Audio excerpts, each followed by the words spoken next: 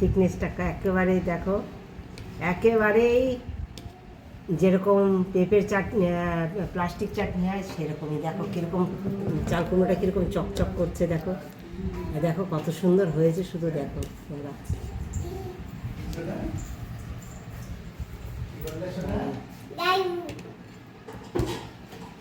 আমি একটু চাল কুমড়ো নিয়ে এসেছি। এই একটা চাল কুমড়ো দিয়ে আমি তোমাদের নানান রকম রেসিপি দেখিয়েছি, তার সামান্য অংশ রয়েছে। এইটা দিয়ে করবে আর একটা সুস্বাদু, কেউ কখনো আশা করি খাওনি।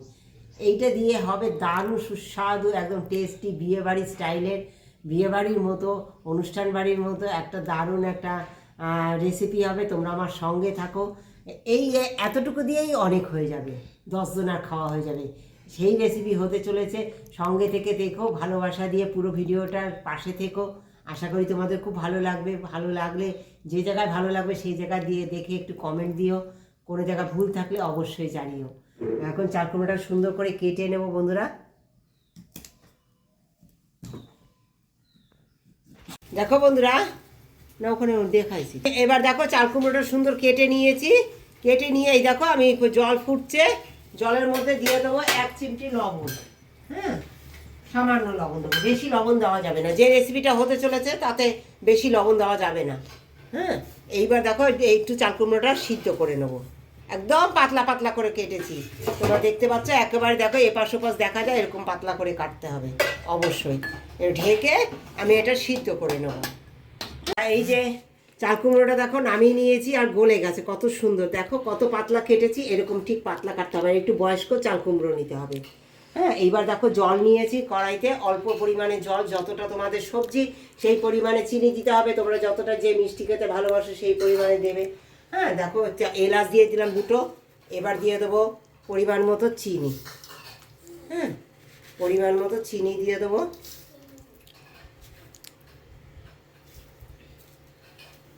হাফ কাপ চিনি দিয়ে দিলাম, আর এলাচ দিয়ে দিলাম। দিয়ে দেবো জলের মধ্যে একটা তেজপাতা।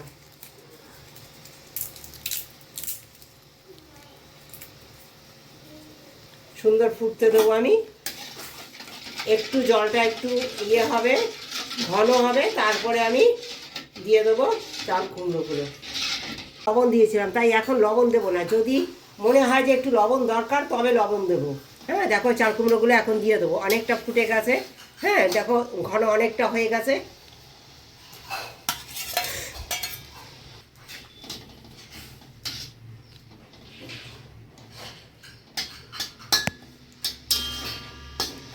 দেখো বন্ধুরা, আমি দেখো এতে একটু সামান্য, যেহেতু আমি চাটনি করব চাল কুমড়োর, সামান্য একটু টকের ছোঁয়া না থাকলে না চাটনিটা একদম অসম্পূর্ণ হয়ে যাবে। দেখো এইবার আমার এটা যেহেতু গলে গেছে, অনেকটা হয়ে এসছে, আমি 1 ফোঁটা এই যে 10-12 ফোঁটা আমি লেবুর রস দিয়ে দিলাম। এতে কি হবে, আমার চাটনিটা না জমেও যাবে না, সুন্দর একটা ভাব থাকবে। এই যে গলে দিয়ে দিলাম লেবুটা, এতে কি হবে, ওই চাটনিটা যে চিনিটা দলা হয়ে যাবে না, যে একটা চিটচিট ভাব না, এটা হবে না, সুন্দর থাকবে একদম।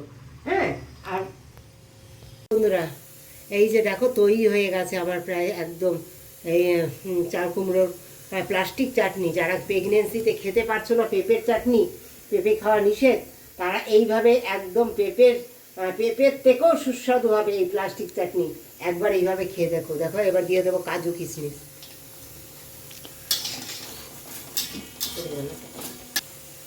ভীষণ সুস্বাদু হয়। আশা করি তোমাদের খুব ভালো লেগেছে। যারা ভালোবাসা দিয়ে পুরো ভিডিওটা দেখেছো তাদেরকে অনেক ধন্যবাদ, অনেক ভালোবাসা আমার তরফ থেকে। যারা আমার সঙ্গে প্রতিনিয়ত রয়েছে তাদেরকে অনেক ধন্যবাদ। একটু শেয়ার করে দিও বন্ধুরা। আর কেন আমার ভিডিওতে ভিউয়ার্স কমে গেছে সে বিষয়ে কিছু জানা থাকলে অবশ্যই একটু জানিও।